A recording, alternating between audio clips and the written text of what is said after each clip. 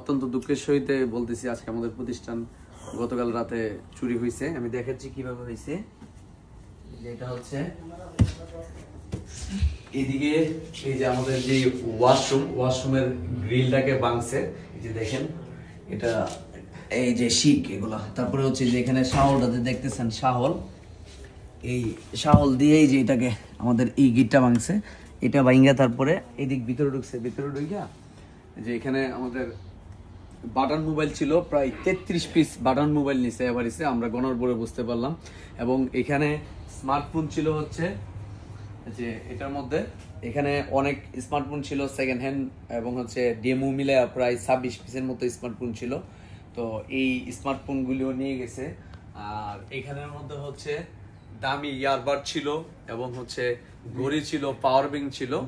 তো এখানে প্রায় 35 থেকে 35 হাজার টাকার বাটন ফোন নিছে 33টা স্মার্টফোন, আর প্রায় 4.5 লক্ষ টাকার মতো আপনার স্মার্টফোন নিছে হচ্ছে আপনার 26টা স্মার্টফোন।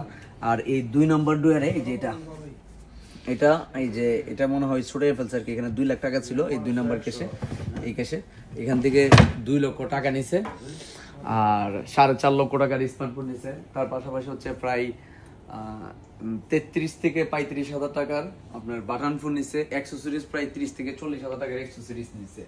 তো এখানে আমি দেখাচ্ছি পিছন দিকে কিভাবে ভাঙছে।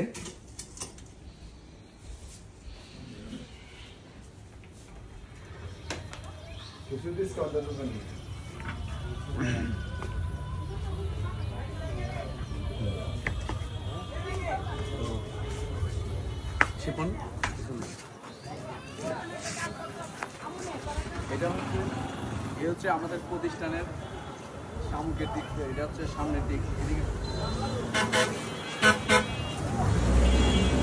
যা আমাদের পিছন দিকে মানে ভাঙছে আর কি। আমি দেখাচ্ছি কিভাবে ভাঙছে।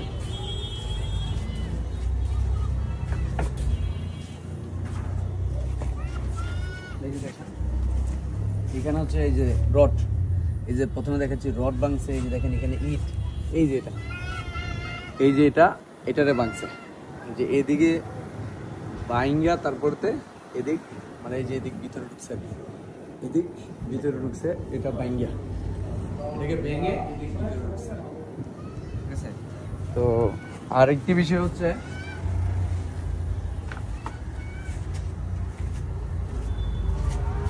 শিপনের দিকে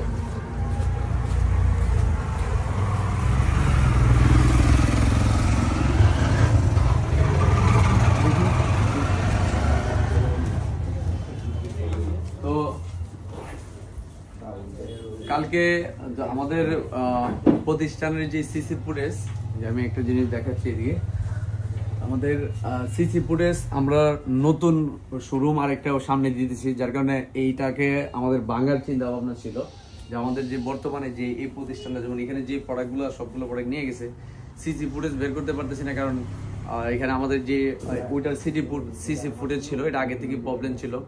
আর বর্তমানে যে ওয়াইফাই ক্যামেরা যেটা ছিল এটা প্রতি মাসের 1 তারিখে তো ওয়াইফাই মানে 1 তারিখ পর্যন্ত মেয়াদ থাকে, 1 তারিখে ওয়াইফাই মানে এই রিচার্জের মেয়াদ শেষ হয়ে গিয়েছিল, দেখে এর জন্য আমরা ওয়াইফাই এর সিসি ক্যামেরা ফুটেজটা কিন্তু বের করতে পারতেছি না, ঠিক আছে। তো আসলে যারাই এগুলো কাজ করে প্রশাসনের দৃষ্টি আকর্ষণ করতেছি এবং যারা আছেন দয়া করে সবাই ভিডিওটি শেয়ার করে দিবেন যেন প্রশাসনের দৃষ্টি আকর্ষণ হয় ভালো করে, যেন আমাদের এটা যেন তদন্ত করে আমাদের মোবাইল স্মার্টফোন বা আমাদের যা যা মাল চুরি হয়েছে টাকা পয়সা সহকারে এগুলো যেন বের করে দেয়।